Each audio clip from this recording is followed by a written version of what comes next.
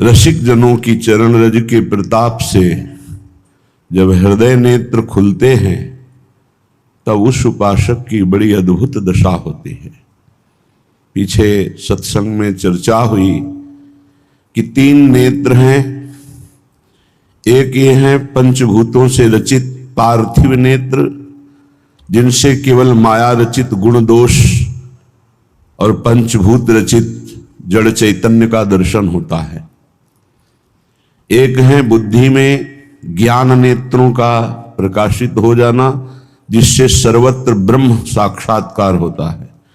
और एक है हृदय में मानस नेत्रों का खुल जाना, जिससे प्रिया प्रीतम की दिव्य रूप माधुरी और लीला का रसास्वादन होता है। भोरी सखी जी के हृदय नेत्र खुल चुके हैं। क्या दशा होती है जिसके हृदय नेत्र खुल जाते हैं? ही मेरो प्यारी भयो नैना मोहन रूप, नैनाट के ही सो। मोहन लालजू, मानो नेत्र जैसे लालजू के प्यासे नेत्र प्रियाजू के रूप में अनशन पर भुज दिए बिलोकत इंदु बदन बिबियोर, करत पान रसमत परस्पर पर लोचन त्रसित चकोर। रूप का पान कर रहे हैं, रस की मत्तता है, पर प्यास बढ़ती चली जा रही है। ऐसे नेत्र हो जाते हैं उस उपासक के, जैसे मोहन लाल के नेत्र प्यारी जू की रूप माधुरी का पान करते हैं, ऐसे रूप माधुरी का पान उपासक करता है। ही मेरो प्यारी भयो नैना मोहन लाल, नैनाट के ही सो तुहित भोरी बेहाल। कैसा कैसा अद्भुत स्वरूप है ये। थोड़ा सा भी उपासना में रंग आया है तो समझ पाओगे, बहुत प्रेम की अद्भुत स्थिति है। ही के भीतर अरुझे अखियां, बाहर कछु न दिखावे। ही के भीतर श्रवण समावे, बाहर की न सुनावे। उपासक की ऐसी स्थिति होती कि नेत्र बाहरी पार्थिव व्यर्थ हो गए हैं। अब इनमें जो पार्थिव देखने की शक्ति थी वो नष्ट हो गई। अब ही के नेत्र खुले तो इनका ऐसा प्रकाश इन नेत्रों में हुआ, ही के नेत्रों का, कि वो जिधर देखता है वो युगल सरकार के सिवा और कुछ दिखाई ही नहीं देता। जैसे गोपी जनों को केवल श्याम सुंदर दिखाई देते हैं। जित देखूं तित श्याममयी। ही के भीतर अरुझे अखियां। अभी पार्थिव नेत्रों का काम खत्म। अब हृदय में जो नेत्र खुले, प्रेम नेत्र, जिसे आप श्रृंगार आरती के बाद गाते हैं, ही के नैन निहारे। हृदय रूपी नेत्रों से ही प्रिया प्रीतम को देखा जाता है। वो नेत्र हरिवंश कृपा से, गुरु कृपा से खुलते हैं। जिस समय हृदय के नेत्र खुलते हैं तो बाहर के नेत्रों की शक्ति चली जाती है। बाहर के नेत्रों की शक्ति है स्त्री पुरुष देखना, गुण दोष देखना, जड़ चैतन्य देखना, अच्छा बुरा देखना, ये सब खत्म हो जाता है। वो जिधर देखता है उसको अपना प्रीतम नजर आता है। ही के भीतर अरुझे अखियां, बाहर कछु न दिखावे। बाहर और कुछ दिखाई नहीं देता। चिद चिद लक्षणम सर्वम राधा कृष्णमयम जगत, चेतन अचेतन सब कुछ प्रिया प्रीतम। ऐसा नहीं कि वो अकल लड़ा करके बात कर रहा है कि सब कुछ प्रिया प्रीतम है, बुद्धि लड़ा रहा है, नहीं। जैसे हम तुम सहज में देखते हैं तो स्त्री पुरुष जड़ चैतन्य दिखाई देता है, ऐसे जिसके हृदय के नेत्र खुलते हैं तो ये जड़ चैतन्य स्त्री पुरुष ढांचा नहीं, सीधे हृदय में उनके विराजमान प्रिया प्रीतम दिखाई देते हैं। ऐसी ही श्रवणेन्द्रिय की दशा हो जाती है। ही के भीतर श्रवण समावे। क्या प्रिय प्रीतम बात कर रहे हैं। प्रति अक्षर में प्रेमामृत रस की उफान हो रही है, वो श्रवण कर रहे हैं। श्रवणेन्द्रीय अंतर्मुख हो गई। बाहर की श्रवणेन्द्रीय विषय शब्द केवल पार्थिव सुन सकती, प्रिया प्रीतम के नहीं। जब हरिवंश कृपा से हृदय नेत्र खुले तो श्रवणेन्द्रीय भी उनके शब्द सुनने के लिए अंतर्मुखी दिव्य हो गई।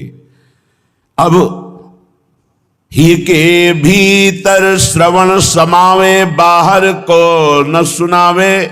बाहर की कोई बात खूब कोलाहल मचा हो, श्रवणेन्द्रीय अंतर्मुख हो तो एक शब्द नहीं सुनाई देगा। जैसे बाण बनाने वाला इतना तन्मय था कि राजा की सवारी निकल गई, उसे एक शब्द नहीं सुनाई दिया। फिर उपासक अपने उपास्य देव में आसक्त चित्त और उसको प्रपंच सुनाई दे, ये तो पाखंड ही है, ये तो दंभ है, अभी उपासना का रंग नहीं है। ही के भीतर श्रवण समावे, बाहर को न सुनावे। सुने न काहू की कही, कहे न अपनी बात। नारायण वा रूप में मगन रहे दिन रात। ना काहू सो बोलिबो, ना कोई व्यवहार। अपनी कुंवरी किशोरी को वो जियत निहारी निहारी। श्रवणेन्द्रीय नेत्रेंद्रीय बाहरी व्यर्थ देखना बंद कर दिया। अब प्रिया प्रीतम की बात सुनाई देती, प्रिया प्रीतम ही दिखाई देते हैं। ही के भीतर बाणी विनमय, बाहर वचन न आवे। अब वाक्य इंद्रिय व्यर्थ हो गई, मूक हो गई। किसी से बात करना, व्यवहार की बात करना कुछ अच्छा नहीं लगता। अगर बात होगी तो प्रिया प्रीतम की, प्रभु की होगी, सिद्धांत की होगी, नहीं तो मौन। ताते मौन गहनो उचित है। पर यह साधक की वृत्ति है। जिसके हृदय नेत्रों में प्रियालाल रम गए, प्रकाशित हो गए, उसको बिना प्रयास के ही वाणी मौन हो जाती है। मौन का तात्पर्य है संकल्प रहित हो जाना। मौन का तात्पर्य है प्रपंच की वार्ता से रहित हो जाना, दूसरे की निंदा स्तुति दोनों से रहित हो जाना। वो केवल अपने प्रभु से बात करता है, केवल अपने प्रभु की बात करता है। प्रभु का नाम गुण लीला रूप इसी का रसास्वादन। नहीं तो वाक्य इंद्री मौन हो गई, व्यर्थ हो गई, और उसमें सामर्थ्य नहीं रह गई प्रपंच की वार्ता करने की। स्वाद घ्राण रस परस हिये में, बाहर मन नहीं धावे। जो मन मना कष्टानि इंद्रियाणि प्रकृति स्थानी कर्षति, 5 ज्ञानेंद्रियां और मन ये बार बार जीवात्मा को आकर्षित करके भोगों में फंसाते हैं।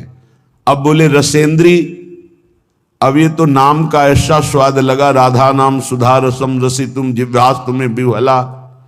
अब कुछ पाने की रुचि नहीं रह गई। सच्ची माने किसी भी पदार्थ के भोगने का उत्साह नहीं रह गया। क्यों? क्योंकि रसेंद्री को अब असली स्वाद मिल गया। गोस्वामी तुलसीदास जी ने भी कहा है, यदि तुम्हें राम मीठे लगते तो ये सब 3600 व्यंजन सब तुम्हें फीके लगने लगते। सटरस 36 व्यंजन 56 प्रकार के भोग, किसी भी भोग की लालसा रसेंद्री की भोगने की नहीं रह जाएगी जब नाम का रस प्रकट हो जाएगा। बोले स्वाद और घ्राण, घ्राणेन्द्री जो सुगंध सूंघना चाहती है ये अनन्य हो जाती है। प्रिया प्रीतम के संबंध की ही सुगंध सूंघने की इच्छा होगी, अन्यथा नहीं। स्वाद घ्राण रस परस ही में, बाहर मन नहीं धावे। परस त्वगेंद्री का विषय है। त्वगेंद्री प्रिया प्रीतम की सेवा, प्रिया प्रीतम के प्रेमी जनों का स्पर्श, इसके सिवा उससे कोई स्पर्श सुख में ही काम सुख आता है। स्पर्श सुख आदि की कोई किंचन मात्र आकांक्षा नहीं रह जाती जब हृदय के नेत्र खुल जाते हैं। बोले ऐसी स्थिति कैसे हुई? ही भीतर प्रगटी हित जोरी, सब द्वारे मुंदी जावे। तब ही पैठी बैठ हित भोरी, उमगन लाड़ लड़ावे। सब द्वारे बंद हो गए, नेत्रेंद्री, श्रवणेंद्री, घ्राणेंद्री, त्वगेंद्री, रसेंद्री, वाक्येंद्री सब शांत। पूज्य राधा बाबा की मुद्रा को देखिए, जब आपको मिलेंगे। ये मुद्रा लीला प्रवेश महापुरुष की है। शिथिलता पूर्वक ग्रीवा झुकी हुई और गाढ़ प्रिया प्रीतम के रूप माधुरी के चिंतन में, लीला माधुरी के चिंतन में डूबे हुए, बाहर से एकदम शांत, सब द्वार सब खिड़की बंद, कूड़ा करकट प्रवेश करने का अवसर ही नहीं रह गया। तब वो उपासक हृदय में अपने स्वरूप का अनुभव करता है, सहचरी बपू का। तब ही बैठ हित भोरी उमगन लाड़ लड़ावे। बाहर से ढांचा शांत है या क्रियारत है, कोई फर्क नहीं पड़ता। कर्माणि श्रुति बोधिता नितराम कुर्वंत कुर्वंत मां। वो शास्त्र के अनुसार क्रियारत है या बिल्कुल क्रिया का त्यागी शांत बैठा हुआ है, और उसमें कोई फर्क नहीं पड़ता। या वो विषय सेवन करते देखा जा रहा है या वो महावैराग्य में, कोई फर्क नहीं पड़ता। वो एकांत में बैठा हुआ है या प्रपंची बहिर्मुख पुरुषों के बीच में, कोई फर्क नहीं पड़ता। क्यों? क्योंकि वो अंदर बैठा हुआ हर समय अपने युगल को दुलार करता। कैरवा भाव रहस्य पारगमती श्री राधिका प्रियशाह। श्री राधा और उनके प्रिय श्री लालजू महाराज, लाल और लाडली, ये दोनों हृदय में जोड़ी प्रकट हुई। इसी की लाड़ लड़ाने में उपासक अपने स्वरूप का अनुभव कर कर, सहचरी स्वरूप, और फिर वो दुलार कर रहा है। बोले ही भीतर प्रगटे हित जोरी, सब द्वारे मुंदी जावे। तब ही बैठ हित भोरी, उमगन लाड़ लड़ावे। उपासक देखता है प्रेम ही वृंदावन की लताओं के रूप में है, प्रेम ही यमुना जी के रूप में प्रवाहित हो रहा है। हित को बन हित की ही जमुना, हित को कुंज सुहावे। हित के दंपति हित की सजनी, हित सो हित दुलरावे। प्रेममय वृंदावन, प्रेममय यमुना, प्रेममय कुंज निकुंज, प्रेममय कुंज महल, और प्रिया प्रीतम प्रेम में, प्रेम के खिलौना दो।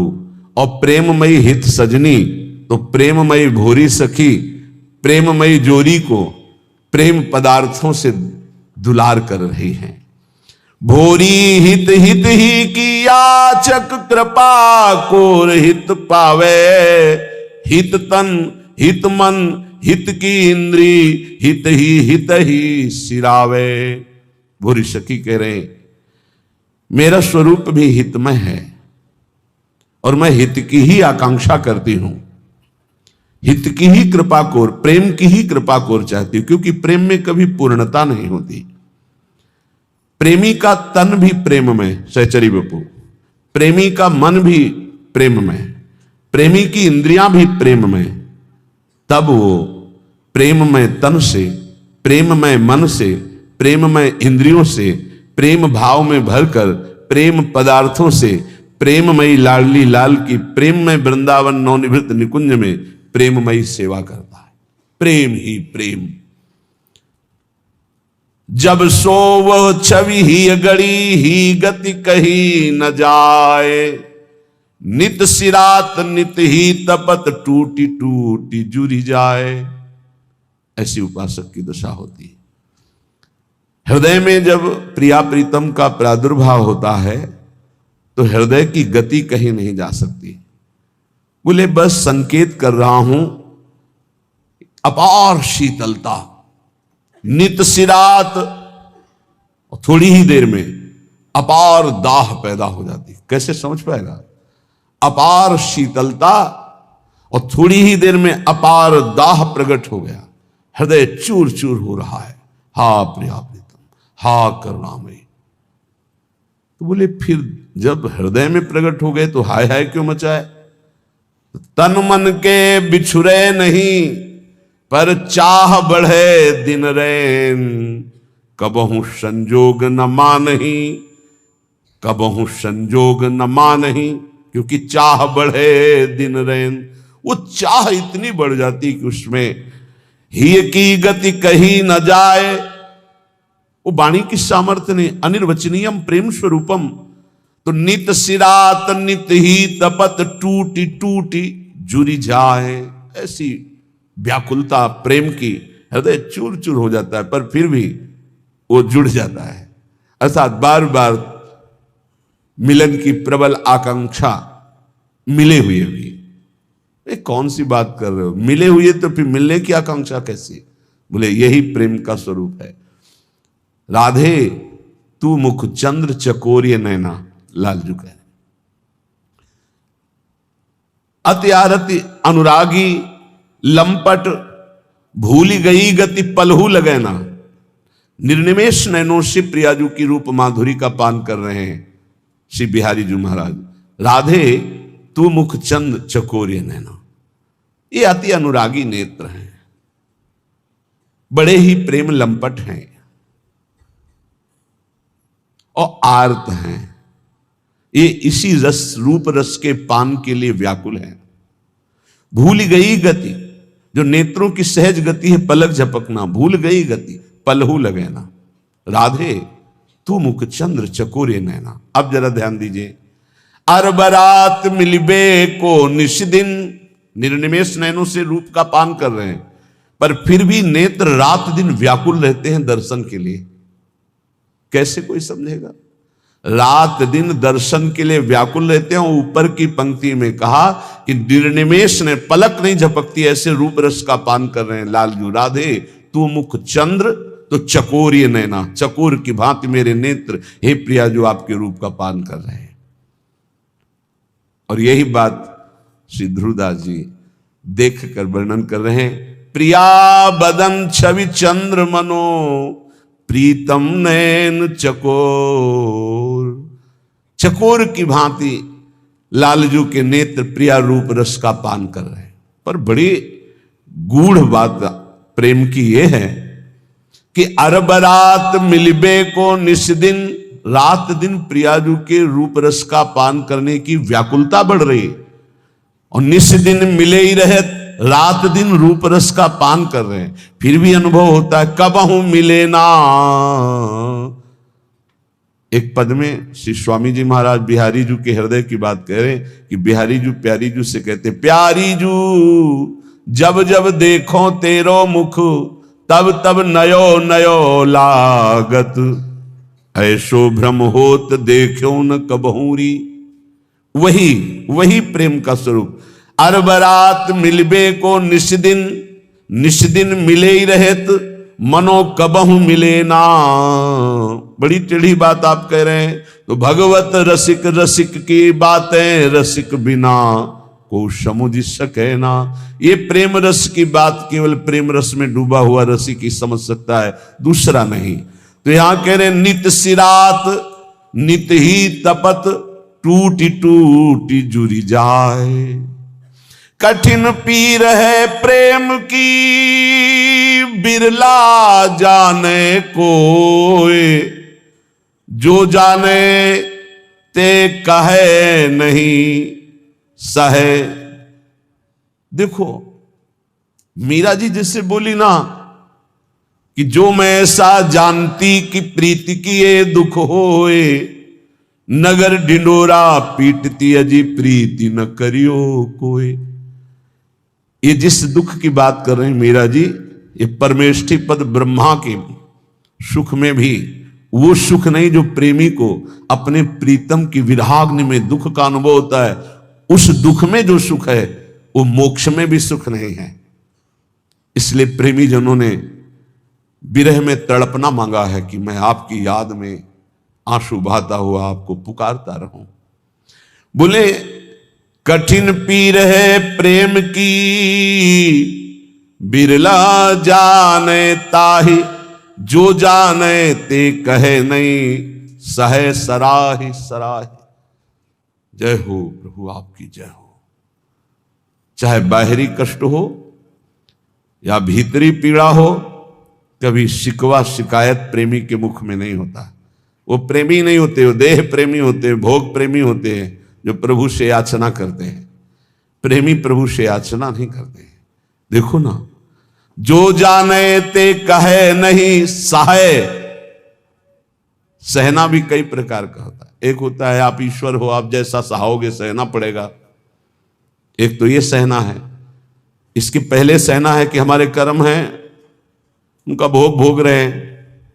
दूसरा है कि हमारे कर्म कैसे हो सकते हैं, अब तो हम आपके शरणागत हैं, पर आपका विधान है, अब जैसा सहाना है तो आपको सहाओ। अब ईश्वर हो, आपके ऊपर तो कोई बस है नहीं। एक ये सहना है और एक ये सहना है कि प्यारे आपने जो विधान किया है बहुत मंगलमय किया है, आपकी जय हो, आपकी जय हो, तेरा किया मीठा लगे। ये बहुत बड़ी बात है, बहुत बड़ी। ये प्रेमी हृदय बोल, तेरा किया मीठा लगे।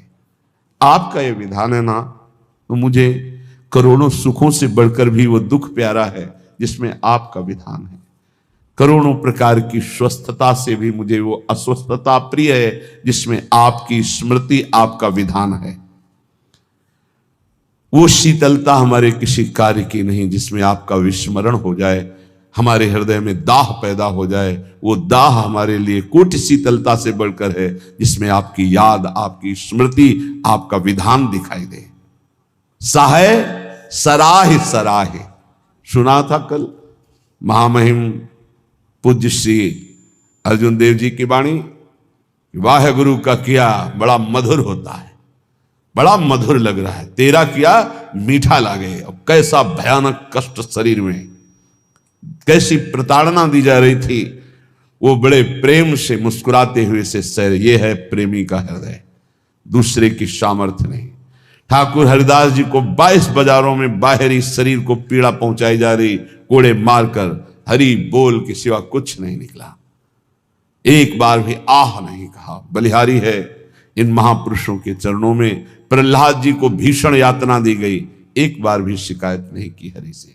मीरा जी को कितनी यातना दी गई, विष पिलाया गया, एक बार भी गिरधर से कहीं शिकायत पद में नहीं मिलेगी, आपने मुझे बहुत कष्ट दिया, ऐसा कभी नहीं कहा। क्यों? साहे सराह सराह, जय हो, आपकी जय हो प्यारे, आपके विधान की जय हो, आप बड़े मंगलमय हो, बड़े सुखदाता हो। ये दुख जो है महान सुख देने वाला है। जी तो ही ऐसी चाहिए सब ही की सहिले, घट घट में प्रभु रमि रहो, उत्तर का को देहि। ऐ भक्त हृदय, प्रेमी हृदय, तुझे ऐसा चाहिए कि तुझे सबकी सह लेना चाहिए, किसी को उत्तर मत दो। कोई तुम्हें गाली दे रहा है, निंदा कर रहा है, अपमान कर रहा है, चुपचाप सह जाओ। क्यों? घट घट में मेरा प्रभु रमा हुआ है, वही मुझे पुष्ट करने के लिए ये अपमान, ये निरादर, ये निंदा आदि की लीलाएं कर रहा है। शांत भाव से सह जाओ, आप महान बन जाओगे। महान वही हुआ जो सह गया, जो सह नहीं गया वही टूट गया, वही विषयी हो जाता है। जी तो ही ऐसी चाहिए सब ही की सहिले, घट घट में प्रभु रमि रहो, उत्तर का को दे। कितना सहूं, कितना सहूं, कब तक सहूं? तो बोले एक बार तो मरना ही है ना, मृत्यु तो एक बार आएगी ना, मरने तक सह लो। देखो, तन छुट बेलो हद है, सहिले मन धरि धीर। अरे धैर्यवान उपासक, बहुत बहुत शरीर ही छूट जाएगा, वो तो एक बार छोड़ना ही है, दो बार तो नहीं छोड़ना, और वो अपने नियत समय पे छूटेगा। चुपचाप सह लो। जैसा लिखा है ऐसा महापुरुषों के जीवन में पाया गया। तन छुट बेलो हद है, सहिले मन धरि धीर। क्यों इतनी ममता करे, कोटिन छाड़े शरीर। करोड़ों शरीर छोड़ चुके हो, एक बार प्रभु के लिए इस शरीर की ममता छोड़ दो। जैसा विधान हो चुपचाप उसे सहो, देखो उन्नति हो जाएगी, आपकी अध्यात्म उन्नति हो जाएगी। क्यों काहू को बावरो, अपनो दुख बताए। गांठ बांध लो, अपनी पीड़ा अपने हृदय की हमारे हृदयेश्वर प्रभु जानते हैं, किसी से भी मत कहो। किसी और के कहने से, वो खुद पीड़ा युक्त है, वो खुद प्रभु के आश्रित है, तुम भी प्रभु के आश्रित हो, क्यों किसी से कहते हो? बुरी सखी कितनी बढ़िया बात बता रहे। क्यों काहू को बावरे अपनो दुख सुनाए। अगर वो बहुत वैष्णव है, भक्त है, तो वह ही में दुख पावई तेरी पीर न जाए। तेरी पीड़ा तो नहीं मिट जाएगी ना, वो और दुखी हो जाएगा। अगर भक्त नहीं तो उपहास करेगा। रही मन मन की मन व्यथा, रखिए मन में गोए। इस सुनी ठलई हैं लोग सब, बांट न ली है कोई। इसलिए अंदर की बात अंदर ही रख के केवल प्रभु, केवल प्रभु। रे मूरख क्यों चतुर बने अरुझत बारंबार। भलो भलो कई छाड़ी दे बहुबातन व्यवहार। कभी कभी उपासक फंस जाता है कि हम दूसरे का कल्याण कर देंगे। अरे मूर्ख मत बन, बहुत प्रवीण है। अरे सब में प्रभु विराजमान है। चर्चा भी करनी है तो प्रभु के सुख के लिए, परमानंदमयी प्रभु के यश गान के लिए। स्वांता सुखाए तुलसी रघुनाथ गाथा, स्वांता सुखाए। हमें भगवान ने यश गाने का अवसर दिया है, हम दूसरे का कल्याण कर दें इतनी सामर्थ्य नहीं। कह रहे हैं रे मूर्ख, ए मूर्खता मत करना। क्यों चतुर बने अरुझत बारंबार। इतनी बार समझाया, इसको समझ में नहीं आता, ऐसा वैसा, ये बहुत दुष्ट है, नीच है। भूल गए कि सामने शिष्य का नाटक करने वाला सिर्फ भगवान ही है, दूसरा कोई नहीं है। सबके अंतःकरण में घट घट व्यापी परमात्मा ही बैठा हुआ है। अय उपासक, भलो भलो कही छाड़ी दे बहुबातन व्यवहार। ये चार लोग तुम्हें बहुत अच्छा कहें, ये व्यवहार में मत उतरो, व्यवहार छोड़ दो। हठ करी पक्ष न रोपिए, नहीं करिए उपदेश, सब सो नम नीचे रहो। ये बहुत बड़ी बात है।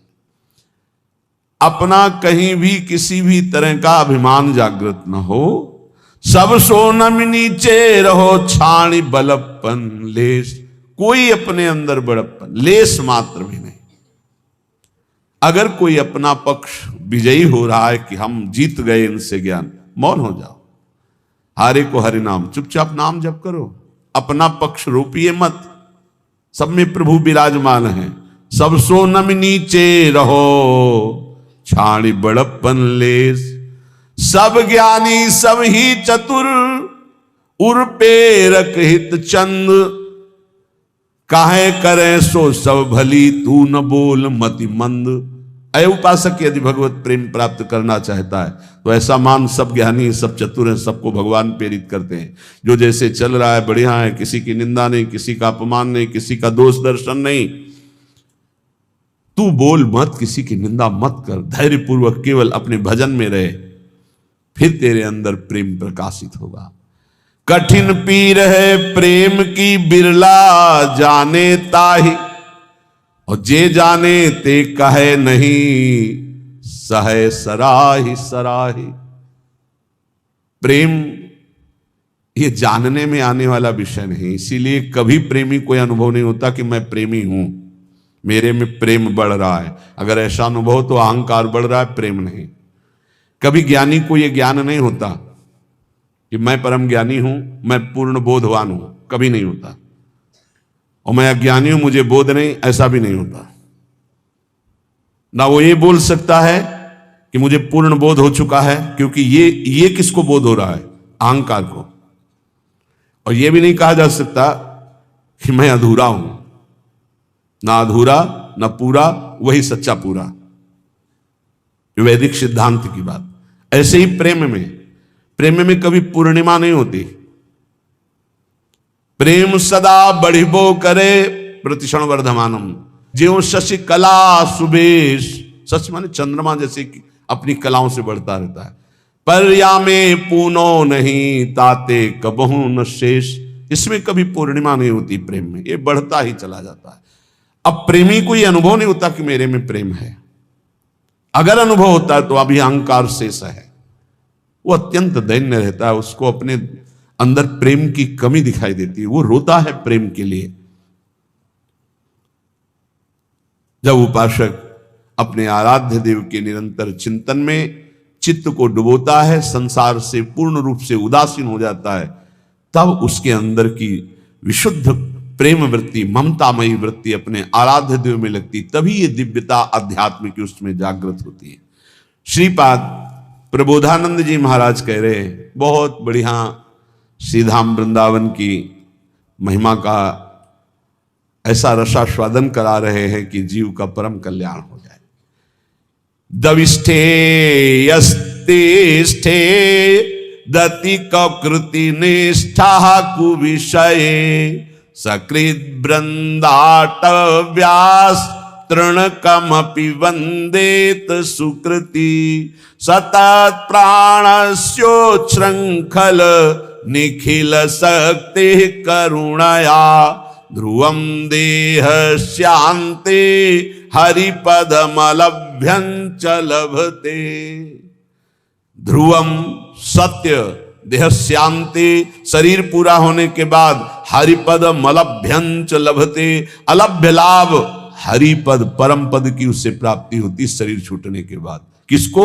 बोले दविष्ठे यस्तिष्ठे दति कुकृति निष्ठा कुविषये। कुकृति निष्ठा, गंदे आचरण करने वाला निष्ठा पूर्वक, मतलब महापापी।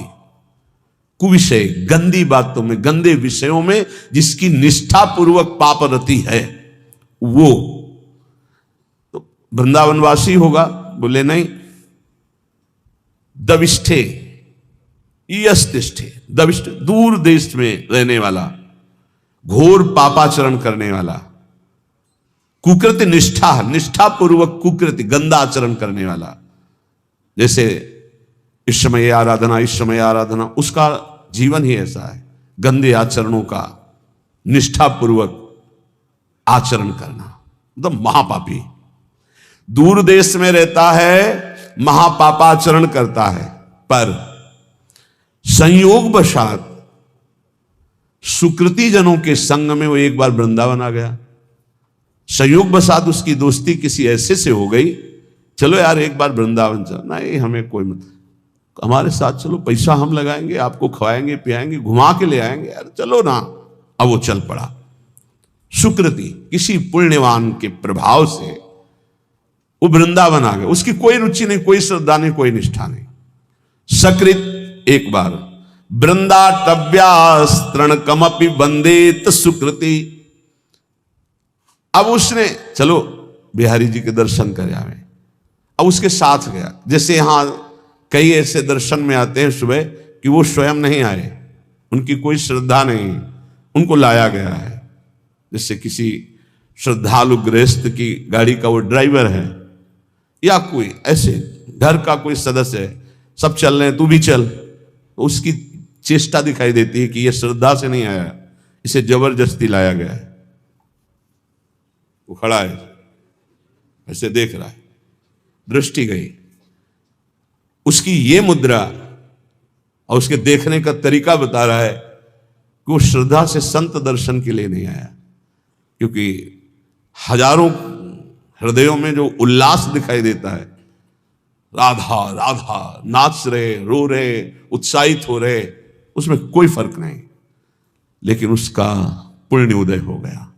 पुण्य पुंज बिन मिले ही ना संता। क्या पुण्य उदय हुआ कि उसकी नौकरी लग गई ऐसे परिवार में जो भक्त है, वो ड्राइवर है, या उसका जन्म हुआ ऐसे परिवार में जो भक्त है पर वो बिल्कुल अभक्त है, उसका कोई न संत में श्रद्धा है न भगवान में श्रद्धा है, पर उसके कल्याण का योग बन गया। श्रीधाम वृंदावन आया और यहां तो कह रहे वृंदाटव्यास तृण कमपि, एक तृण तिनका, उसमें भी उसकी नमन क्रिया हो गई, प्रणाम कर लिया। तो उसने प्रणाम नहीं किया। कईयों को देखा कि जब दृष्टि में दृष्टि मिला के तुमको अपने आप ऐसे वो यंत्रवत ऐसे होना पड़ेगा तुम्हें, और जिनकी उपेक्षा कर दी गई, मंगल ही होगा तुम्हारा। आए हो किसी भी भाव से खड़े हो, तुम्हारा मंगल ही होगा। अब यहां से अमोघस्य, अब उनके जीवन का उत्थान शुरू हो गया। एक तृण की वंदना कर दे, एक तृण की वंदना, वृंदावन के एक तिनके को प्रणाम कर ले। इसलिए उद्धव जी ने कहा मुझे तृण बना दो, गुल्म लता औषधि बना दो। सकृत वृंदाटव्यास तृणकमपि वंदे सुकृति। एक बार वृंदावन आ गया और एक बार ऐसे ही प्रणाम कर लिया किसी लता को, संत को, बिहारी जी के दर्शन कर ऐसे ही कर लिया, ऐसे। वो बड़े कृपालु है, कृपा समुद्र है। तुम खड़े तो हो ना, इतना ही काफी है। तुम क्या देखने के लिए खड़े हो ये हम नहीं देख रहे हैं। तुम खड़े हो, आकर खड़े हो, दरबार में आ गए श्री जी के, और किसी भी भाव से आए हो तो तुम्हारे भाव का प्रभाव नहीं है। यहां सत्तारणीकृत स्वभाव उनके स्वभाव का, तुम्हारे भाव का नहीं। वृंदावन ही प्रभाव सुन अपनो ही गुण देत, अपना प्रभाव करेगा वृंदावन। ये अगर श्लोक सुनने को मिल जाए तो हमारी प्रार्थना है, जहां जहां तक कान में शब्द जाए। यहां जो बैठे हैं उनके तो भाग्य की क्या सराहना, लेकिन जिन्होंने कभी वृंदावन दर्शन नहीं किया, एक बार जरूर आ जाना, एक बार जरूर दर्शन कर जाना प्रभु के। इस धाम में एक बार जरूर घूम जाना, यहाँ की हवा लग जाए तो तुम्हारी संसार की हवा जितनी है वो तुम्हारी दुर्गति नहीं कर पाएगी। ये श्लोक मतलब अहोभाग्य जो महापुरुषों ने धाम की ऐसी महिमा को देखा और वर्णन किया। कह रहे दविष्ठे बाहर दूर देश में रहता है, यस्तिष्ठे दति कुकृत निष्ठा कुविषये, गंदे आचरणों की निष्ठा पूर्वक पापाचरण करता है। और सकृत एक बार किसी सुकृति जन के संग वृंदावन आ गया और वंदे तृणकमपि, एक तृण की, लता की, बिहारी जू की, संत की, ब्रज किसी की भी वंदना कर दी, प्रणाम कर दिया, तो बोले सतत प्राणस्योच संखल निखिल सकते करुणया ध्रुवम देहस्यांते हरिपदमलभ्यंच लभते। जिनका वृंदावन है वो बहुत करुणामयी है, और अखिल शक्ति संपन्न भगवान उनके चरणों में झुके हुए हैं। हमारी लाडली जू बोले वो अपनी कृपा करती हैं इस धाम में आने वाले के ऊपर। तो तत्प्राणस्योच संखल, जिस समय उसके प्राण निकलेंगे तो ध्रुवम, ध्रुव माने परम सत्य, देहस्यांते, देह छूटने के बाद हरिपद मलभ्यंच लभते, वो हरिपद को प्राप्त हो जाएगा। फिर आप वृंदावन वासी हो। तभी हम कई बार कहा है कि अगर 100-200 बार मोक्ष मुक्ति होती तो आराम से हो जाती, अपने पास इतनी रकम है। नहीं राधा ना, एक हरिपद कमल अभ्यंच लभते, अलभ्य लाभ उसे हरिपद की प्राप्ति हो जाएगी। घोर पापी यदि एक बार वृंदावन आ जाए। और हमें इस बात पर विश्वास करना चाहिए कि भगवान का नाम, भगवान के रूप, भगवान की लीला, भगवान का धाम ये बड़े महिमामय है। अजामिल जीवन भर पाप किया, अपने बेटे के बहाने उच्चारण किया नारायण, तो परम पद मिल गया ना। ये तो धाम है। यहाँ की रज एक बार लग गई, एक बार प्रणाम कर लिया और फिर वो चला गया। तो निष्ठा पूर्वक पाप करने वाला जब शरीर छोड़ेगा तो सात तत्प्राणस्योच श्रृंखल निखिल सकते, निखिल शक्तियों के स्वामी भगवान श्री हरि, जिनके अधीन है, जाके अधीन सदा ही सांवरो, वो करुणया, वो करुणा की मूर्ति लाडली जू कि एक बार वृंदा सखी ने देखा कि धाम की सीमा में प्रवेश हुआ, मेरी लाडली जू का एक कृपा पात्र हो गया। तो अब वो कहीं भी जाके जब शरीर छूटेगा तत्प्राणस्योच श्रृंखल, तो करुणया, श्री जी की करुणा से उसका शरीर जब अंत में होगा तो हरिपद मलभ्यंच लभते, अलभ्य लाभ, उसे भगवत प्राप्ति हो जाएगी। कई बार कहा है आप लोगों से कि निश्चिंत रहो, आपका पास बन गया है, आपका पास बन चुका है। क्यों? बोले हमारे माई श्यामा जी को राजी हमारा पास है, हम वृंदावन, प्राण वृंदावन सर। एक बार प्रणाम की बात कही, हमारा तो जीवन वृंदावन है। कुबेराणाम कोटिर हसति धन संपत्ति भी रहो। वृंदावन जब कृपा करके संपत्ति देता है तो कुबेर का उपहास करने वाली संपत्ति होती है वृंदावन वासी के पास। कुबेर के पास पांच भौतिक माइक संपत्ति है, लेकिन वृंदावन वासी को प्रिया प्रीतम की प्राप्ति होती, दंपति संपत्ति पाइए। बोले कुबेराणाम कोटिर हसति धन संपत्ति भी रहो। कुबेर एक नहीं, करोड़ करोड़ कुबेर ऐसे भी उपहास के योग्य हो जाते जो वृंदावन वासी को संपत्ति मिलती है। जैसे आप अपने मकान को अपना मानते हैं, संपत्ति को अपना मानते हैं, से पूरे निकुंज को सहचरी अपना मानती है। उसके प्रिया प्रीतम, उसका संपूर्ण निकुंज, संपूर्ण वैभव उसी का। ऐसा अनुभव नहीं होता कि इनके भी प्रिया प्रीतम है। अब वो अंतर की बात शायद पकड़ पाओ कि ना पकड़ पाओ। एक ही मन है निकुंज में, दूसरा नहीं है। एक ही मन है, अनंत सहचरियां एक मन, एक ही वृत्ति है। जैसे एक सहचरी पान की बीड़ी पवा रही प्रिया प्रीतम को, तो हर सहचरी का मन उस समय पान की बीड़ी ही पवा रहा है। एक सहचरी आनंद मगन होकर प्रिया प्रीतम को गान सुना रही, तो हर सहचरियों का मन गान में, मतलब वहां दो मन नहीं है। अब वो अलग अलग मन वाले, अलग अलग बुद्धि वाले और पार्थिव क्षमता वाले कैसे आप अनुमान भी नहीं लगा सकते। संपूर्ण निकुंज मेरा, क्योंकि मेरी प्रिय सखी श्री किशोरी जो है, मेरी सखी है, मेरी स्वामिनी है, मेरी किशोरी जो है। तो कुबेराणाम कोटिर हसति धन संपत्ति भी रहो। जो दिव्य वृंदावन की, एक बार अकबर सम्राट श्री स्वामी हरिदास जी के दर्शन पाए। उसने सोचा कि कुछ ऐसी सेवा करनी चाहिए जिससे स्वामी जी प्रसन्न हो जाए। स्वामी जी से कहा, स्वामी जी कुछ आज्ञा कीजिए, सेवा करने की प्रबल हमारे अंदर इच्छा है, आप आदेश कीजिए। वह नहीं, तुम्हारी सेवा की कोई आवश्यकता नहीं। स्वामी जी प्रार्थना है, कोई सेवा तो बता दी। तुम सेवा करने लायक ही नहीं हो। तो उसने कहा, ऐसा क्यों? बोले, तुम्हारे पास संपत्ति ही नहीं कि सेवा कर सको। तो तानसेन की तरफ देखा कि बता दो कि सम्राट हैं, बादशाह हूं। स्वामी जी का मुझे पता है, लेकिन तुम्हारे पास संपत्ति नहीं है।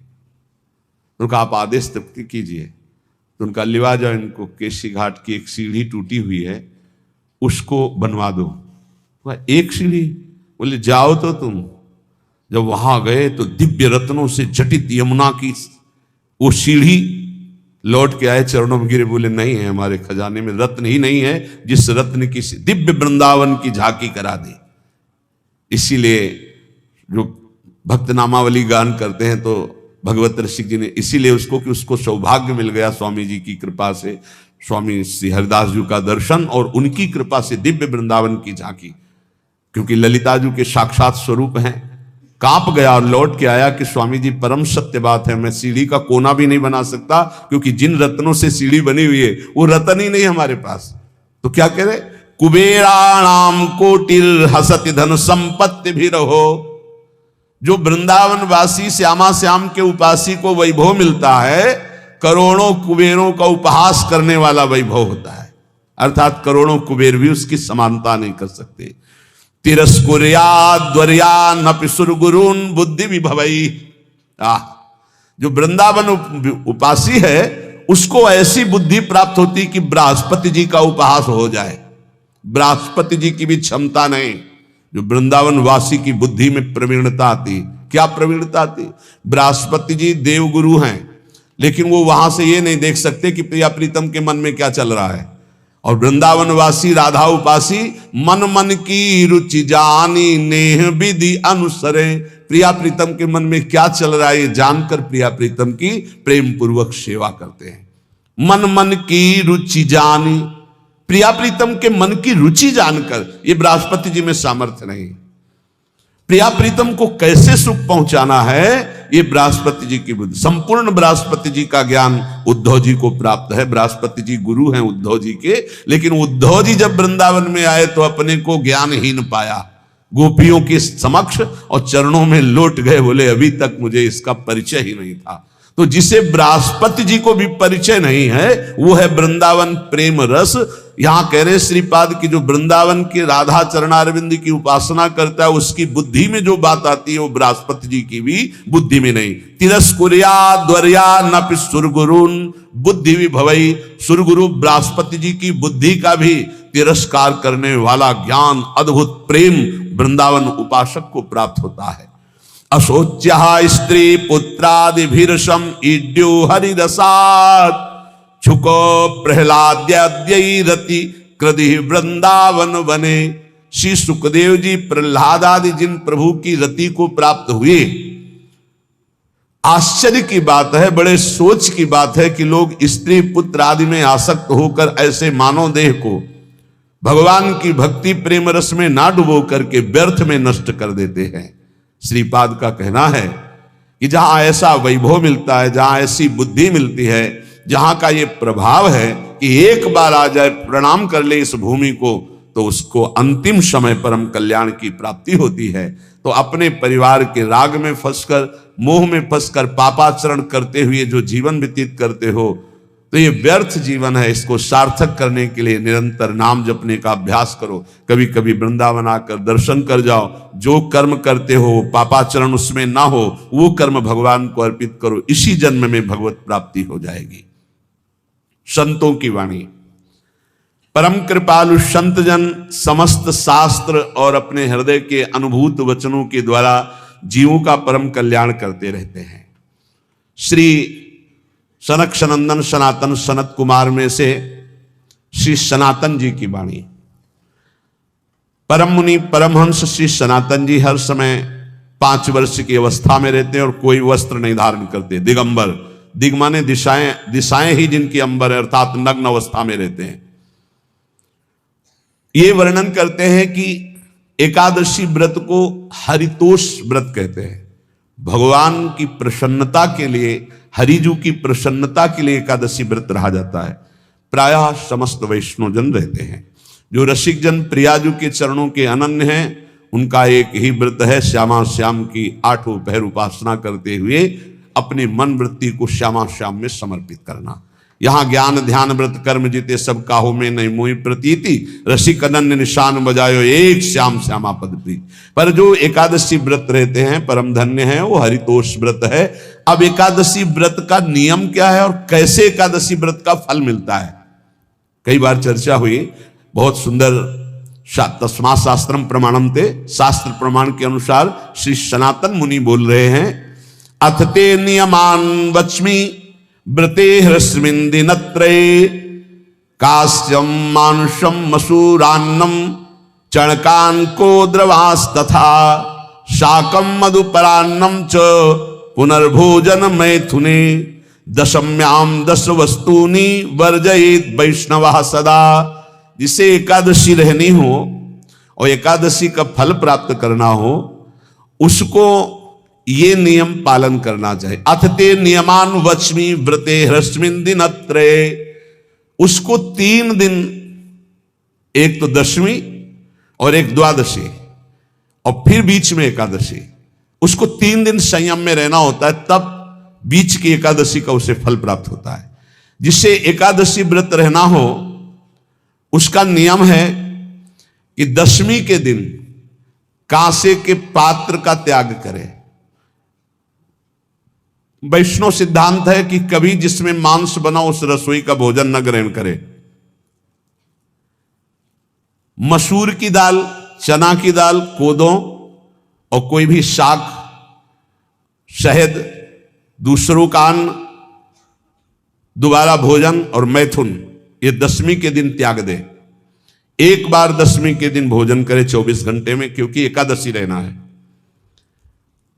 कांसे का पात्र, जिस रसोई में मांस बना उसके भोजन का त्याग, मसूर की दाल, चना, कोदो, शाक, मधु अर्थात शहद और दूसरे के द्वारा दिया हुआ भोजन और दोबारा भोजन और मैथुन क्रिया, इनका दशमी के दिन कभी भी प्रयोग ना करें। इन 10 वस्तुओं से वैष्णव दूर रहे दशमी के दिन। फिर एकादशी के व्रत में, ये पीछे तो हम वर्णन कर ही चुके हैं, कहीं नहीं आया यहाँ कुटू का वो कचौड़ी पकौड़ी और सिंघाड़ा का हलवा और सब, ये दुनिया के खीर और सब। ये एकादशी के दिन किसी भी तरह की गेम आदि क्रीड़ा ना खेले। जैसे अब आज व्रत है तो बैठे हैं अपना मोबाइल में गेम खेल रहे हैं, ऐसा कोई भी क्रीड़ा नहीं। द्वित क्रीड़ा, किसी भी तरह का गेम, ये सब खेल नहीं। द्वित क्रीड़ाम च निद्राम च तांबूलम दंत धावनम, परापवादम पैशून्यम स्तेयम हिंसाम तथा रतिम, कोपम हृतवाक्यम च एकादश्याम विवर्जयेत। एकादशी के दिन उपासक को चाहिए कि वो किसी भी तरह की क्रीड़ा मनोरंजन बिल्कुल नहीं। च निद्राम, नींद नहीं लेनी उसको, न दिन में न रात में, एकादशी व्रत। और प्रायः पुराने महापुरुषों ने ऐसा किया है। रामदास जी डाकोर के रात में जाते थे, रणछोड़ भगवान के यहाँ कीर्तन करते थे जाकर, तभी तो भगवान उनके कीर्तन पर, उनकी भक्ति पर रीछ कर गाड़ी में बैठकर उनके साथ आए थे। पूरी रात जगकर कीर्तन करना, और दिन में तो सोना ही निषेध है। द्वित क्रीड़ाम च निद्राम च तांबूलम, पान खाना निषेध है एकादशी को, बिल्कुल नहीं, जो व्रत रह रहे। और दंत धावनम, वृक्ष से तोड़कर जो दतून की जाती एकादशी के दिन है। परापवादम, दूसरे की निंदा करना, चर्चा करना नहीं, अर्थात अधिकतर मौन व्रत धारण करे एकादशी के दिन। पैशून्यम, चुगली करना। स्तेयम, कोई चोरी करना। हिंसाम, वाणी से, शरीर से, मन से किसी को दुख पहुंचाना। रतिम, अर्थात भोग करना, मैथुन करना। कोपम, किसी के ऊपर गुस्सा करना। अनत वाक्यम, झूठ बोलना। एकादश्याम विवर्जयेत, एकादशी के दिन ये नहीं करना चाहिए। एकादशी को एक बार कुछ फलाहार शुद्ध, अगर आपके पास कोई व्यवस्था नहीं तो थोड़ा दूध है, जल है, ऐसे आप लेकर, या थोड़ा सा फल ले लिया, थोड़ा सा फल लेकर के प्राण पोषण, एक दिन में मर नहीं जाओगे। कितने तो निर्जला एकादशी रहते हैं, हर एकादशी निर्जला। पूज्य श्री मथुरादास जी निर्जला ही रहते थे हर एकादशी। चलो भैया, आपकी सामर्थ्य नहीं तो जल 2-4 बार ले लो, एक बार थोड़ा सा दूध और फल ले लो, चल जाएगा काम, प्राणों का पोषण हो जाएगा। ये आचरण न करे, एक बार कुछ आहार ले ले, वो भी शुद्ध भगवद अर्पित प्रसाद। फिर द्वादशी को काश्यम मांसम सुराम छौद्रम तैलम वितथ भाषणम व्यायामम च प्रवासम च पुनर्भोजन मैथुने अस्पृश्य स्पर्श मासूरे द्वादश्याम द्वादश त्यजेत। कांस के पात्र में द्वादशी को भी भोजन न पावे। जिस रसोई में मांस बनाओ उसमें आहार न ले।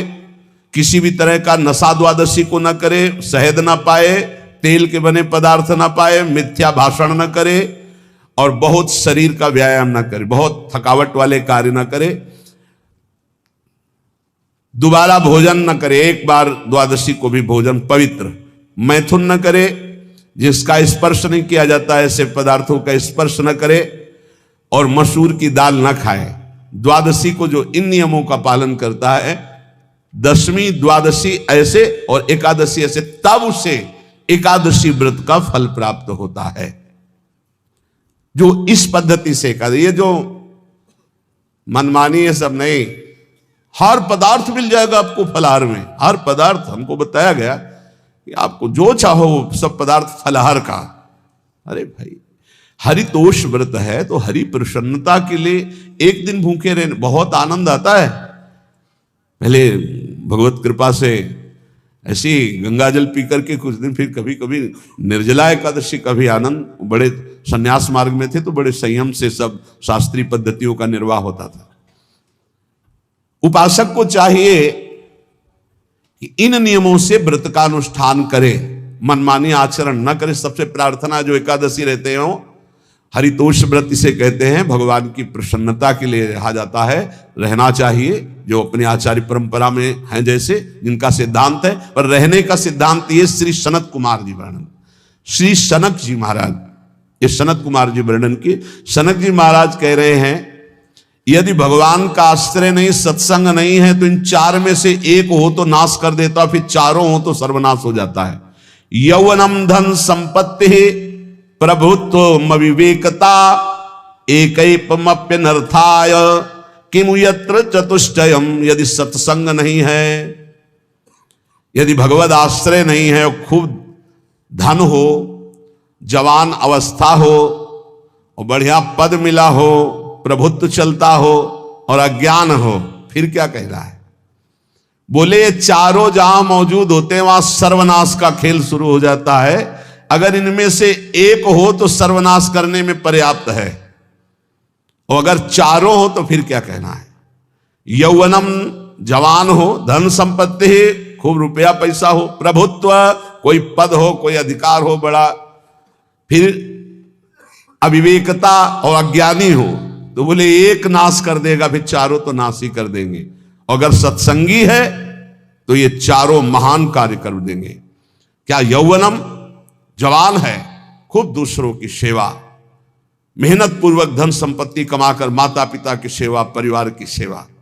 ये माता पिता, हमारा वेद कहता है मातृ देवो भव, तैत्तिरीयोपनिषद, मातृ देवो भव, पितृदेवो भव, आचार्य देवो भव, अतिथि देवो भव, यान्य नवद्यानि कर्माणि तानि सेवितव्यानि नो इतराणि, यान्यस्माकः सुचरितानि तानि तोयोपास्यानि नो इतराणि, ये के चास्माच्छेयाः सो ब्राह्मणाः तेषां त्वया स्नेन प्रश्वसितव्यम, श्रद्धया देयम, अश्रद्धया देयम, श्रिया देयम, ह्रिया देयम, भिया देयम, संविदा देयम। वेद कहता है मातृदेवो भव, माता साक्षात हमारी भगवान है। देव हरि को कहते हैं, केशव देव जैसे कहा, हरि को कहते हैं गोविंद देव। मातृदेव, माता भगवान है। हे धिक्कार है उन पुत्रों को जो अपने माता के द्वारा पोषित किए हुए शरीर से हाथ उठाते हैं अपने माता पिता के ऊपर। नरक में तुम्हारी जो दुर्दशा होगी भोगोगे। एक हमको दिखाया गया दृश्य कि अपनी माता की कोख में लात मारता है, थप्पड़ मारता है, पिता बैठा है उसको लात मारता है, थप्पड़ मारता है, बाल घसीट कर गेट तक माता को ले जाता है। अब इनकी जो दुर्दशा होगी ये बोल नहीं पाएंगे, बता नहीं पाएंगे। ऐसी जगह मारा जाता है कि बस तलकते रहो, कुछ कह नहीं सकते। घोर नरकों की प्राप्ति होती। वेद कहता, तैत्तिरीयोपनिषद, मातृ देवो भव। ध्यान से सुन लो, सत्संग है, ये माता साक्षात भगवान है। अगर तुमने मारा वाह भर करके इसके आंसू गिरे, जितने आंसुओं की बूंद से भूमि के कण भीनेंगे उतने कल्प तक नरक भोगोगे। ध्यान रखना, तुम्हारा कभी यश, कभी कीर्ति, कभी श्री, कभी हिरी, ये कभी तुम्हारे उदय नहीं हो सकती। तुम्हारा सर्वनाश हो जाएगा अगर मां पे हाथ उठाया। पितृदेवो भव, पिता साक्षात भगवान है। देखो भगवान अवतरित हुए तो प्रात काल उठी कै रघुनाथा, मातु पिता गुरु नावहि माथा। आचार्य देवो भव, माता साक्षात भगवान है, पिता साक्षात भगवान है, आचार्य गुरुदेव साक्षात भगवान है। जो अपनी माता को, अपने पिता को दुख देता है, अपने गुरुदेव की अवहेलना करता है, उसका कभी मंगल हो सकता है? वो कभी सुख प्राप्त कर सकता है? वेद कहता है जो निर्दोष कर्म करते हुए धन कमाकर, कैसा कर्म? निर्दोष कर्म करते हुए धन कमाता है और उस धन से अपने बूढ़े माता पिता और गुरुजनों की सेवा करता है, जीवन धन्य है। धिक्कार है उस पुत्र को, धिक्कार उस जवानी को, धिक्कार है उस धन को, धिक्कार उस बुद्धि को जिसको ये सब प्राप्त होने पर भी अपने बूढ़े माता पिता को दर दर के भटकने के लिए विवश कर देते हैं, जो अपने बूढ़े माता पिता को कष्ट देते हैं। जहां वेद कह रहा है मातृ देवो भव, पितृ देवो भव, आचार्य देवो भव, अतिथि देवो भव, चार बातें कही। अतिथि देवो भव, अगर बिना परिचय के कोई आ गया, कह रहा भूखा हूं, भोजन पवा दो, भगवान पधारे हैं, हम कह रहे मत अंदर आने दो, गेट के बाहर पवा दो, तुम्हारा संशय पर उसे भूखा मत जाने दो। अतिथि देवो भव, जो निर्दोष कर्म करके अर्थ कमाकर अपने माता पिता गुरुजनों की सेवा करता है, उसी का जीवन धन है। पशुवत आचरण, मनुष्य शरीर प्राप्त करके राक्षस आचरण, राक्षसों की यही पहचान होती है। मां नहीं मातु, पिता नहीं देवा, साधुन ते करवा वही सेवा। तुम्हारे जो पुण्य है ना सब भस्म हो जाएंगे। आप खिलवाड़ मत समझो। वो विरक्त है, भले तुम्हें नौजवान दिखाई दे रहा है, वो शरणागत है। जो आचार्य ने मंत्र दिया वही गुरु परंपरा से चला रहा, वही मंत्र उसमें। आप उसको बोल रहे हमारे लिए कुर्सी डालो, पैंट शर्ट पहने हो कुर्सी डाल। हाँ, आप असमर्थ हो तो हाथ जोड़कर प्रार्थना कीजिए कि बैठने में हमारी टांग टूट गई है, हम बैठ नहीं पा रहे हैं, क्या व्यवस्था हो सकती है क्या? याचना इस कोटि की। आदेश, बाबा जरा कुर्सी लाना, तो बाबा तो कुर्सी रख देंगे, आप उनको तुम भिक्षुक समझते हो। सारे सुकृत तुम्हारे नष्ट हो जाएं। ये जो संतों के द्वारा दिए हुए आसन में अयोग्य पुरुष बैठ जाते हैं ना, इनके सारे सुकृत नष्ट हो जाते हैं। ये क्या समझते हैं? तुरंत आसन दिया जाता है किसी भी, आओ आसन को प्रणाम करके समेट कर रख दो अगर आसन में बैठने की योग्यता रही। आसन में बैठने की योग्यता उसकी मानी जाती है जो सामने बैठा है, उस स्थिति का हो या उससे श्रेष्ठ हो। बहुत होश में ये बातें सत्संग में ही मिलती है और अन्यत्र नहीं मिलती। आसन बिछाने का मतलब तुम कोई महान नहीं हो गए हो, अपने में दैन्यता नहीं तो वैष्णव किस बात के? आसन ग्रहण वैसे ही बिछा हुआ है, उसके ऊपर आसन लगा हुआ है गुरुजनों के लिए, श्रेष्ठ जनों के लिए। आप आसन में बैठने के अधिकारी हैं। सत्कर्म के द्वारा कमाए हुए धन से मात्र देवो भव पितृ। हम बार बार चिल्ला के कह रहे क्योंकि कलयुगी इन पुत्रों को अब समझ में नहीं आ रहा। जो बोओगे वही काटोगे। अगर आप अपने पुत्रों को सत अध्यात्म की शिक्षा देंगे और स्वयं अध्यात्म से चलेंगे तो तुम्हारा बुढ़ापा ठीक से जाएगा। नहीं, बुढ़ापा बहुत मुश्किल से कटता है, बहुत मुश्किल से। हाँ, हमें कई दृश्य देखने को मिलते हैं। बता रहे एक बार बिंदौर इधर है, इच्छावर फतेहपुर, वहां से भ्रमण करते यार थे, बड़े मकान से वयोवृद्ध भागते हुए आए। स्वामी जी बहुत कष्ट में हो। क्या कष्ट है आपको? आप तो महल से उतर रहे हैं। ये किसका है? बोले मेरा ही है। उनका कष्ट क्या है? बोले 4 लड़का है, 4 बहू है, सब खाते पीते हैं, मैं बहुत कष्ट में हूँ, सब कोई अपमान करता है। निकलो फिर बाहर, बाबा जी बनो, भजन करो, भगवान के मार्ग का अनुसरण करो। चौथी अवस्था है। बोले ये तो नहीं हो सकता, रहूंगा तो यहीं कुछ ऐसा कर दो कि जिससे हमारे बच्चों की बुद्धि बदल जाए, जो हमको पीटते हैं, गाली देते हैं। हमको वो जादू तो हम जानते नहीं, और चल पड़े। और बड़ा अंदर से चिंतन हुआ कि जीव कितना आसक्त है। उन्हीं पुत्र परिवार घर में, बुढ़ापे का समय है, चौथी अवस्था में अगर घर ही में रह के भजन करो तो झंझट नहीं होगी। जो मिले जैसे मिले जीवन यापन करो, भजन करो, लेकिन प्रभु से मतलब नहीं। तो जितने भी जवान भाई बहन सुन रहे हैं, आप अपने माता पिता को, यहां हमारा वेद कहता है मात्र देवो हो, माता भगवान है, पितृ देवो हो, पिता हमारा भगवान है। धर्म के द्वारा कमाए हुए धन से माता पिता की सेवा करो। दूसरे दोषयुक्त कर्मों का कभी आचरण मत करो।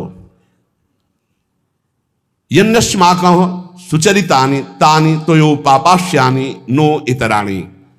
सुंदर आचरण करो जो महापुरुषों के द्वारा विधान किए गए हैं, पाप आचरण कभी मत करो। हमारे आचरणों में से एक भी ऐसा आचरण नहीं होना चाहिए जो दूसरे को दुखी करके धन संपत्ति लेने वाला हो।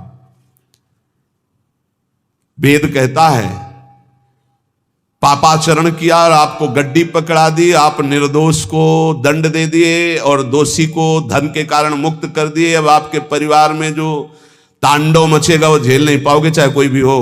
बहुत ध्यान से सुनना, ये सत्संग है, ये शास्त्र है। जो अधर्म पूर्वक दूसरे के द्वारा दिए हुए धन से गलत निर्णय करता है, दोषी को मुक्त करता है और निर्दोष को दंड देता है, उसको दुखिया को न सताइए, दुखिया देगा रोए। जब दुखिया के मुखिया सुने तब तेरी गति क्या होए। मर्सिडीज गाड़ी में भून जाओगे भुट्टे की तरह अंदर, कोई सांस लेने की जगह नहीं मिलेगी। कैसे? आगे से गाड़ी में किसी कारण आग लग गई, चलती गाड़ी में। अब आजकल सब रिमोट का सिस्टम होता है, वो तार जल गए जिनसे गेट खोला जाता है। अब गेट लाख लोग हैं आसपास, कोशिश कर रहे हैं, ना गेट खुल रहा है, ना शीशा टूटा, भम मचा हुआ है। चीखते हुए अंदर एक एक परिवार का सदस्य भस्म हो रहा है। क्यों? किसी के परिवार को उजाड़ा तुमने, किसी के निर्दोष की तुमने दंड विधान किए हैं, पापाचरण किए, वो भोगना पड़ेगा। इसीलिए बार बार तुम्हें भयावह शब्दों से कहते हैं कोई तुम्हें दंड नहीं देगा, तुम्हारे कर्म हर समय तुम्हारी खोपड़ी में सवार हो, वही तुम्हें दंड देंगे। इसलिए हमारा वेद कहता है यन्यस्माकः सुचरितानि तानि तोयो पापास्यानि नो इतराणि। जिसमें महापुरुष विधान किए हैं कि ये आचरण करो वो सुकृत है, और जिसे मना करते ऐसे पापाचरण मत करो, कभी दूसरे का अहित मत करो। जो कोई भी हमसे श्रेष्ठ गुरुजन है उनका आदर करो, उनको आसन दो, उनको विविध पदार्थों से सुख पहुंचाओ, विश्राम कर लेने के बाद वार्ता करो। श्रद्धा पूर्वक माता पिता गुरुजन अतिथि इनकी सेवा करना परम धर्म है। अश्रद्धा पूर्वक इनको कभी मत बर्ताव करो। बोलना, भोजन ले, बूढ़े जनों को ऐसे देखा है, ऐसे बड़ा कर लो, तुम्हारी भी बुढ़ापा आएगी, पता नहीं आ पाएगी कि नहीं आ पाएगी। अगर आएगी तो बहुत बढ़िया आएगी, तुम्हें ऐसे सताएगी कि आप देख लेना। बहुत हमारा हृदय इस बात से पीड़ित हो जाता है कि मां के प्रति ऐसा बर्ताव, जिस मां ने इतना पिता की क्षमता से हजारों गुना बढ़कर माता का प्यार होता है। ऐसे माता को, ऐसे पिता को हमें तो लगता है रोज चरण धो के पीना चाहिए। भगवान साक्षात इनमें विराजमान है। भगवान सच्ची कहता हूं, जो अपने माता पिता को त्रास देते हैं भगवान भी रक्षा नहीं करेंगे, कोई दान पुण्य तुम्हारा काम नहीं आएगा, क्योंकि ऐसे महामहिम पूज्य माता पिता के प्रति आप ऐसा देखो।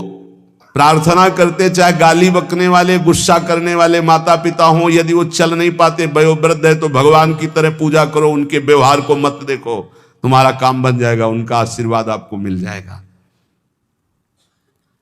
आर्थिक स्थिति के अनुसार अतिथि की सेवा करो, गुरुजनों की सेवा करो, भय से भी युक्त होकर सेवा करो। अधिकार है माता पिता का, गुरुजनों का, यदि आप सेवा नहीं करोगे तो अपराध लगेगा। इतना बड़ा शरीर पैदा किया है, लेबरी करो, रिक्शा चलाओ, उससे जो मिले अपने माता पिता की सेवा करो।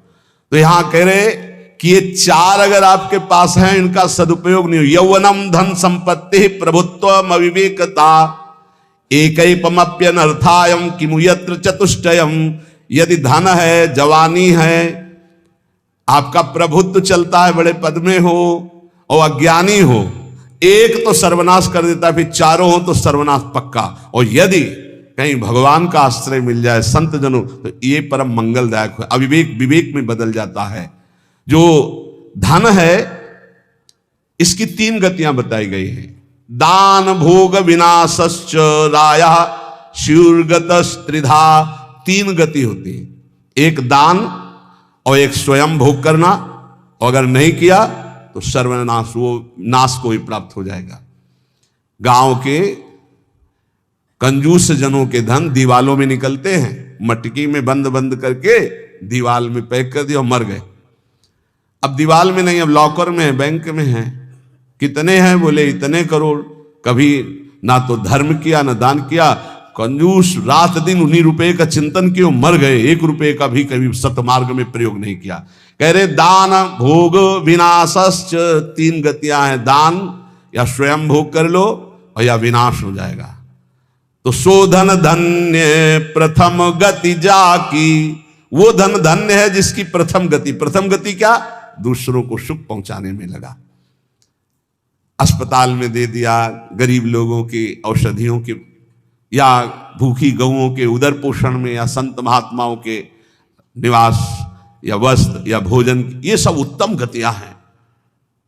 अगर ये नहीं किया तो चलो घर में ठाकुर जी विराजमान करो, स्वयं बढ़िया भोग लगाओ, पाओ, परिवार को सुखी रखो, इतने कर लो। वैसे सो धन धन्य प्रथम गति जाकी। प्रथम तो है दान, फिर दूसरा स्वयं चलो उपयोग कर लो धार्मिक धर्म पूर्वक अपने परिवार का। लेकिन अगर ऐसा नहीं किया तो तीसरी गति है नाश, वो तुम्हारे किसी काम में धन आने वाला नहीं है। जो ना दान करता है ना भोगता है, उसका नाश हो जाता है। अरे भाई, वृक्ष से ही शिक्षा लो, दूसरों के लिए ही होता है। तो तुम मनुष्य बनकर क्या दूसरों का परोपकार नहीं कर सकते? यदि तुम जवान हो, तुम्हारे पास धन है, प्रभुत्व है, विवेक है, तो तुम पूरे राष्ट्र की सेवा की भावना जागृत करो। समाज में ही भगवान विराजमान है। ये मानवा हरि कथा श्रवणास्त दोषा कृष्णांगी पद्म भजने रत चेतनाश्च ते वै पुनन्ति च जगन्ति शरीर संगात संभाषणादपि ततो हरिरेव पूज्य। एक तो ये बताया, दूसरा बताया कि ये महाधन्याति धन्य होते हैं। एक तो होते जवान हैं, रुपया पैसा खूब कमा रहे हैं, बड़ा प्रभुत्व है, अविवेक है तो नाश कर देगा, और विवेक है तो इन्हीं का सदुपयोग हो जाएगा। एक है जो सबसे हटकर है, ये मानवा हरिकथा श्रवणास्त अधोषा, जो रात दिन नाम जप करते हैं, भगवान की चर्चा करते हैं और सुनते हैं, और अधोषा वो सारे दोषों को अपने मिटा चुके हैं। कृष्णांगी पद्म भजने रत चेतनाश्च, निरंतर अपने चित्त को प्रभु के भजन में डुबोए हुए हैं, प्रभु के चरणों के ध्यान में अनुरक्त किए हुए, उनका क्या प्रभाव होता है? बोले तैवई पुनंति च जगतंति शरीर संगात। ऐसे महात्माओं का यदि शरीर है प्रगट में, तो उस शरीर से स्पर्श करके वायु जिस जिस को छूती है वो पाप रहित हो रहा है। जो उनके दर्शन करते हैं वो पाप, संत दरस जिमि पातक तरई, संतों के दर्शन मात्र से पाप नष्ट होते हैं, उनके शरीर के स्पर्श से पाप नष्ट होते हैं। संभाषणादपि ततो हरिरेव पूज्य, यदि उनसे संभाषण करने को मिल जाए तो बोले वो इतना पवित्र हो जाता है कि भगवान उनमें वास करने लगते हैं। हरिदेव, हरि उसमें विराजमान है, हरि ही हैं, ऐसा वो पूज्य हो जाता है। यदि जो नाम जप कर रहे हैं, जिनका चित्त भगवान के चिंतन में है, जो कथा भगवान की चर्चा कर रहे हैं, जो भगवान की चर्चा सुन रहे हैं, अदोषाहा, जो समस्त दोषों पर विजय प्राप्त कर चुके हैं, ऐसे मानवाहा पुनंति च जगतंति, वो पूरे जगत को पावन करने की सामर्थ्य रखते। सतरत सतरत सा लोकांतार्यति मम भक्ति युक्तो भोनम पुनातु, वो लोक के लोक पावन कर देते। कैसे? उनके शरीर से स्पर्श की हुई वायु दूसरों के पापों का नष्ट, उनका दर्शन दूसरों के पापों का नाश, उनका संभाषण दूसरों के पापों का नाश।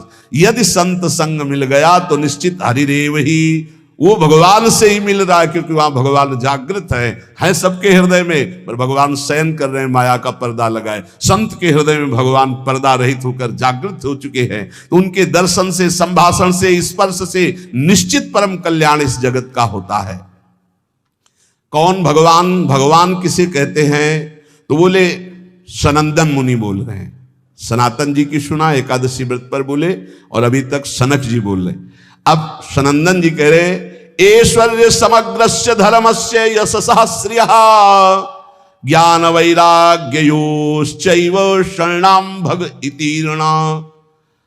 संपूर्ण ऐश्वर्य, संपूर्ण धर्म, संपूर्ण यश, संपूर्ण श्री, संपूर्ण ज्ञान, संपूर्ण वैराग्य, ये 6 जहां विराजमान हैं भग, उन्हें भगवान कहते हैं। ये पूर्ण रूप से भगवान में ही विराजमान है, और जिसमें ये सामर्थ्य है उसे भगवान कहते हैं। उत्पत्ति प्रलयम चैव भूतानामा गतिम गतिम वेत्ति विद्याम अविद्याम च सावाच्यो भगवानिति।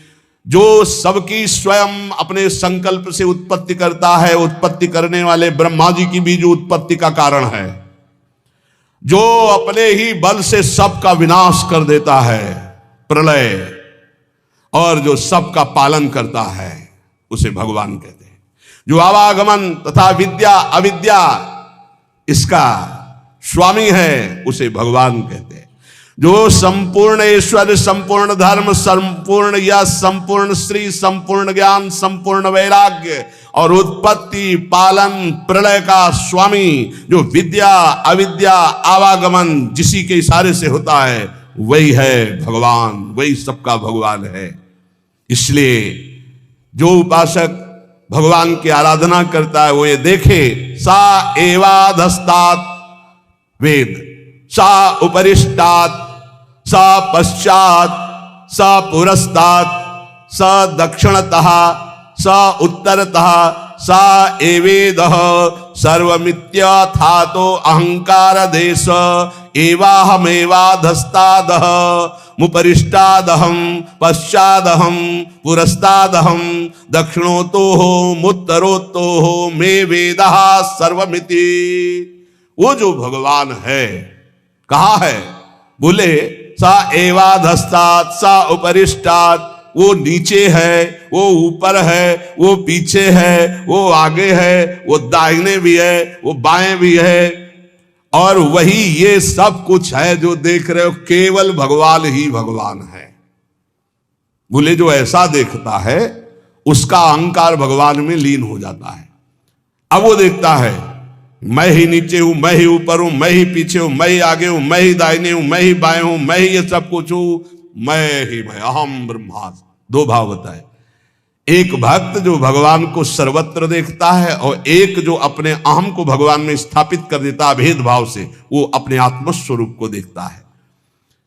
जिसने ऐसा भगवान का अनुभव कर लिया कि आगे पीछे दाहिने बाएं ऊपर नीचे हर समय मेरे श्री भगवान हैं, तो न पश्यो मृत्युम, इसका फल है पश्यति न रोगम नोत दुखाताः सर्वाः पश्यः पश्यति सर्वमाप्नोति सर्वस इति। बोले उसको किसी भी प्रकार का रोग दुख नहीं दे सकता। जो ये देखता है सा एवाधास्तात् सा उपरिष्टात् सा पश्चात् सा पुरस्तात् सा दक्षिणा सा उत्तरा, उत्तर में दक्षिण में ऊपर नीचे दाएं बाएं हर समय मेरे प्रभु हैं, केवल प्रभु को देखता है तो न पश्यो मृत्युम, मृत्यु की ताकत नहीं कि उसकी तरफ देख सके।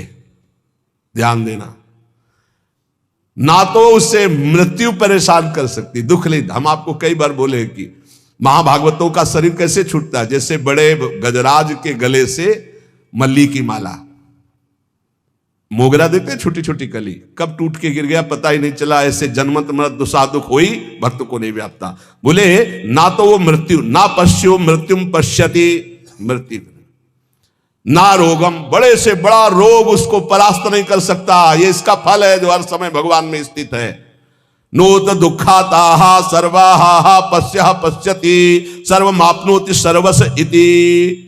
वो सबको भगवत स्वरूप देखता है, अतः वो भगवान में प्रतिष्ठित, ना उसको मृत्यु छू सकती, ना रोग छू सकता है, ना किसी तरह का दुख छू सकता है।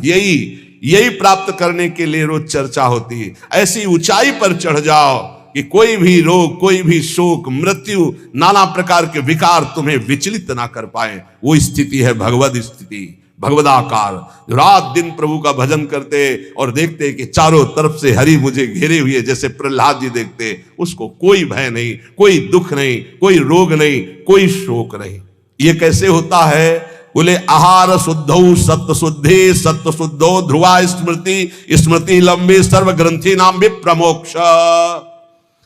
जिसका भोजन शुद्ध है उसकी बुद्धि शुद्ध है, जिसकी बुद्धि शुद्ध है उसकी भगवद स्मृति, जो भगवद स्मृति है वो समस्त माया के ग्रंथों को, गांठों को नष्ट कर देती है और वो ऐसी ऊंचाई पे पहुंच जाता है कि न पश्यो मृत्युम पश्यति न रोगम नोत दुखाताः। कोई भी दुख, कोई भी रोग, कोई भी शोक, कोई भी भय उसका स्पर्श नहीं कर सकता। किसका? जिसकी आहार शुद्धि, सत्य शुद्धि, सत्य शुद्धो ध्रुवा स्मृति, स्मृति लंबे सर्व ग्रंथि नाम विप्रमोक्ष। जो अखंड भगवद स्मृति में डूबा हुआ है, कौन? जिसकी बुद्धि शुद्ध है। किसकी? जिसका आहार शुद्ध है, भगवद अर्पित जल भोजन। बुद्धि शुद्ध, नाम जप करते हुए भोजन प्रसाद पाओ। बुद्धि शुद्ध हो गई तो स्मृति चलेगी, अखंड स्मृति चलेगी तो ये स्थिति आ जाएगी। इसी स्थिति के लिए सत्संग हो रहा है, इसी स्थिति के लिए मानवदेह मिला है। इसलिए ध्यान पूर्वक सत्संग का मनन करो, रात दिन ये अनुभव करो कि मैं प्रभु की गोद में हूं, और खूब नाम जपते रहो। नाम जप नहीं करोगे तो सब गड़बड़ हो जाएगा। जो कमियां हैं वो धीरे धीरे ठीक हो जाएंगी, विश्वास मान लीजिए। काम क्रोध आदि की कमियां तब तक रहती हैं जब तक देह भाव रहता है। जिस दिन करुणा में प्रभु की कृपा से शुद्ध ज्ञान का उदय हुआ, ये देह भाव ऐसे हट जाएगा जैसे सूर्य उदय होते ही कोहरा नष्ट हो जाता है। हम चाहें तो दीपक से कोहरा नष्ट कभी जीवन में नहीं कर सकते, पर सूर्य भगवान के उदय होते ही कोहरा नष्ट हो जाता है। ऐसे भगवत प्रदत्त, गुरु प्रदत्त ज्ञान उदय होते ही ये सब माया का कोहरा नष्ट हो जाता है।